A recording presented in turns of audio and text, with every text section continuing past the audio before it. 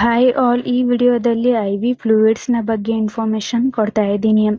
ಅತಿ ಹೆಚ್ಚಾಗಿ ಬಳಸುವಂಥ IV ಫ್ಲೂಯಿಡ್ಸ್ ಅಂದರೆ ಇಂಟ್ರಾವೆನಸ್ ಫ್ಲೂಯಿಡ್ಸ್ನ ಬಗ್ಗೆ ಇನ್ಫಾರ್ಮೇಷನ್ ಕೊಡ್ತಾ ಇದ್ದೀನಿ. ಅತಿಯಾಗಿ ಬಳಸುವಂಥ IV fluids NS, DNS, RL, Isolyte, mannitol ಇವುಗಳನ್ನು ಹೆಚ್ಚಾಗಿ ಬಳಸುತ್ತಿದ್ದಾರೆ. First one, normal saline solution. ಈ NSನ ಏಕೆ ಯೂಸ್ ಮಾಡ್ತಾರಂದ್ರೆ ನಿಮ್ಮ ದೇಹದಲ್ಲಿ ಡಿಹೈಡ್ರೇಷನ್ ಆದಾಗ, ಅಂದ್ರೆ ದೇಹದಲ್ಲಿ ನೀರಿನ ಅಂಶ ಕಡಿಮೆ ಆದಂತ ಸಮಯದಲ್ಲಿ ಈ NSನ ಬಳಸುತ್ತಾರೆ. ಅತಿಯಾದ ವಾಂತಿ ಮತ್ತು ಭೇದಿ ಆದಂತ ಸಮಯದಲ್ಲಿ ದೇಹದಲ್ಲಿ ನೀರಿನ ಅಂಶ ಕಡಿಮೆ ಆಗುತ್ತದೆ. ಅಂತಹ ಸಮಯದಲ್ಲಿ ಈ NSನ ಬಳಸುತ್ತಾರೆ. ಮತ್ತು ಈ NSನ ಬ್ಲಡ್ ಲಾಸ್, ಸರ್ಜರಿ ಆದಂತ ಸಮಯದಲ್ಲಿ ದೇಹದಲ್ಲಿ ರಕ್ತದ ಪ್ರಮಾಣ ಕಡಿಮೆ ಆಗುತ್ತದೆ. ಅಂತ ಸಮಯದಲ್ಲಿ ಈ NSನ ಬಳಸುತ್ತಾರೆ. ಮತ್ತು ವೂಂಡ್ ವಾಷಿಂಗ್ ಅಂದ್ರೆ ಗಾಯ ಆದಂತಹ ಜಾಗದಲ್ಲಿ ಕ್ಲೀನ್ ಮಾಡಲು ಈ ನಾರ್ಮಲ್ ಸಲೈನ್ ವಾಟರ್ನ ಬಳಸುತ್ತಾರೆ. ಮತ್ತು ಡೈಲ್ಯೂಟ್ ಇಂಜೆಕ್ಷನ್ ಪೌಡರ್ ಅಂದ್ರೆ ಪೌಡರ್ ಫಾರ್ಮ್ ಅಲ್ಲಿರುವಂತ ಇಂಜೆಕ್ಷನ್ ನ ಡೈಲ್ಯೂಷನ್ ಮಾಡಲು ಈ NSನ ಬಳಸುತ್ತಾರೆ. ಮತ್ತು ಇದು ನಿಮ್ಮ ದೇಹದಲ್ಲಿ ವಾಟರ್ ಬ್ಯಾಲೆನ್ಸ್ ನ ಮೇಂಟೈನ್ ಮಾಡಲು ಸಹಾಯ ಮಾಡುತ್ತದೆ.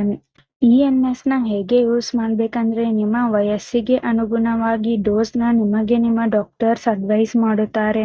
ಹಾಗೆ ಪೇಷಂಟ್ಸ್ ಕಂಡೀಷನ್ಸ್ ನೋಡಿಕೊಂಡು ಈ NSನ ಡಾಕ್ಟರ್ಸ್ ಅಡ್ವೈಸ್ ಮಾಡುತ್ತಾರೆ. ಈ ನಾರ್ಮಲ್ ಸಲೈನ್ ಹೇಗೆ ವರ್ಕ್ ಮಾಡುತ್ತೆ ಅಂದ್ರೆ ಇದರಲ್ಲಿ 0.9 ಗ್ರಾಮ್ ಸೋಡಿಯಂ ಕ್ಲೋರೈಡ್ ಮತ್ತು ಡಿಸ್ಟಿಲ್ ವಾಟರ್ ಎಂಬ ಐಸೋಟಾನಿಕ್ ಸೊಲ್ಯೂಷನ್ ಇದೆ. ಇದು ದೇಹದಲ್ಲಿನ ಉಪ್ಪು ಮತ್ತು ನೀರಿನ ಮಟ್ಟ ಇಂಪ್ರೂವ್ಮೆಂಟ್ ಮಾಡಲು ಸಹಾಯ ಮಾಡುತ್ತದೆ ಮತ್ತು ದೇಹದಲ್ಲಿ ವಾಟರ್ ಬ್ಯಾಲೆನ್ಸ್ ನ ಇಂಪ್ರೂವ್ಮೆಂಟ್ ಮಾಡುತ್ತದೆ. ಹಾಗೆ ಡಿಹೈಡ್ರೇಷನ್ ನ ತಡೆಗಟ್ಟಲು ಈ ನಾರ್ಮಲ್ ಸಲೈನ್ ಸಹಾಯ ಮಾಡುತ್ತದೆ.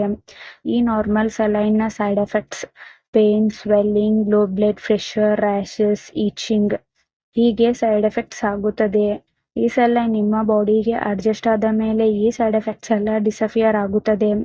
ಒಂದು ವೇಳೆ ಹೀಗೆ ಲಾಂಗ್ ಟರ್ಮ್ ಆಗಿ ಕಾಣಿಸ್ಕೊಳ್ತಾ ಇದ್ರೆ ಕೂಡಲೇ ಡಾಕ್ಟರ್ಸ್ ನ ಕನ್ಸಲ್ಟ್ ಮಾಡಿ. ಈ ನಾರ್ಮಲ್ ಸಲೈನ್ ನ ಸೇಫ್ಟಿ ಅಡ್ವೈಸ್, ಇದರಲ್ಲಿರುವಂತ ಮೆಡಿಸಿನ್ಸ್ ಇಂದ ನಿಮಗೆ ಅಲರ್ಜಿ ರಿಯಾಕ್ಷನ್ಸ್ ಆಗ್ತಾ ಇದ್ರೆ ಈ ನಾರ್ಮಲ್ ಸಲೈನ್ ನ ಬಳಸಬಾರದು. ಮತ್ತು ಹಾರ್ಟ್ ಪೇಷಂಟ್ಸ್ ಅಂದ್ರೆ ಹೃದಯಾಘಾತ ಹೊಂದಿರುವಂತವರು, ಕಿಡ್ನಿ ಫೇಲ್ಯೂರ್, ಪ್ರೆಗ್ನೆನ್ಸಿ, ಪ್ರಿಲಿಮಿನರಿ ಎಡೆಮಾ ಹೊಂದಿರುವಂತವರು ಈ NSನ ಬಳಸಬಾರದು. ಹಾಗೆ ನೀವೇ ಸೆಲ್ಫ್ ಮೆಡಿಕೇಶನ್ ಆಗಿ ಈ NSನ ಯೂಸ್ ಮಾಡಬಾರದು. ಡಾಕ್ಟರ್ಸ್ ಅಡ್ವೈಸ್ ಮಾಡಿದ್ರೆ ಮಾತ್ರ ಯೂಸ್ ಮಾಡಿ. ಮತ್ತೆ ಯಾವುದೇ ಮೆಡಿಸಿನ್ ತೆಗೆದುಕೊಳ್ಳುವ ಮೊದಲು ಡಾಕ್ಟರ್ಸ್ನ ಕನ್ಸಲ್ಟ್ ಮಾಡಿ. ಈ ವಿಡಿಯೋ ನಿಮಗೆ ಇಷ್ಟ ಆಗಿದ್ರೆ ಲೈಕ್ ಮಾಡಿ, ಕಮೆಂಟ್ ಮಾಡಿ, ಶೇರ್ ಮಾಡಿ. Thank you.